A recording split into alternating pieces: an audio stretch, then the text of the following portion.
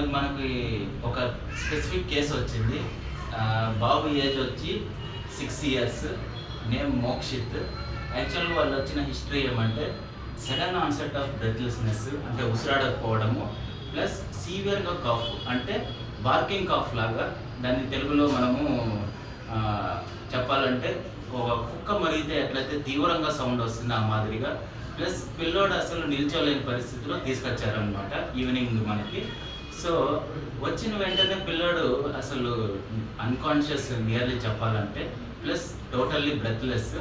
So దీన్ని మనము క్లినికల్గా evaluate చేసుకుంటే దీన్ని మనం క్రూప్ అని అంటాము. క్రూప్ అంటే ఏంటంటే అది ఒక క్లినికల్ కండిషన్, చాలా ర్యాపిడ్గా డెవలప్ అయ్యేది.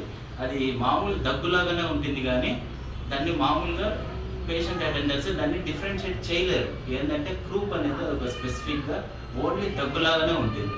సో ఆ కండిషన్తో వచ్చిన పిల్లాడు ఏడున్నాడు. సో వచ్చిన తర్వాత ఏం ట్రీట్మెంట్ జరిగింది ఏమి అనేది వాళ్ళ అటెండర్ చెప్తారు. ఇంకోటి మన స్పెసిఫిక్గా ఏంది మన ప్లస్ పాయింట్ అంటే వాళ్ళ అటెండర్ కొంచెం సమ్వాట్ మెడికల్ నాలెడ్జ్ ఉన్నవాళ్ళు, అండ్ దట్టు BSc నర్సింగ్ తను చేశాడు, and he somewhat well knowledge also. తను చెప్తారు. చెప్పండి. Good evening. సో తనకి స్కూల్లో ఆడుతున్నప్పుడు కొంచెం ఎక్సర్సైజ్ టిప్స్ వల్ల కొంచెం బ్రీతింగ్ డిఫికల్ట్ అయ్యి కొంచెం సబ్ కాన్షియస్ అవ్వడం వల్ల ఇమీడియట్గా మదరు హాస్పిటల్కి తీసుకురావడం జరిగింది. సో వెంటనే సార్ డయాగ్నోసిస్ చేసి క్రోప్ అని డయాగ్నోస్ చేశారు. సో ఇమీడియట్గా స్టీరాయిడ్స్ అన్న ఆల్ఫా ఆల్టర్నేటివ్ స్టార్ట్ చేశారు. సో రెస్పిరేటరీ బెటర్ అయింది. సో సాచురేషన్ కూడా బాగానే ఉంది.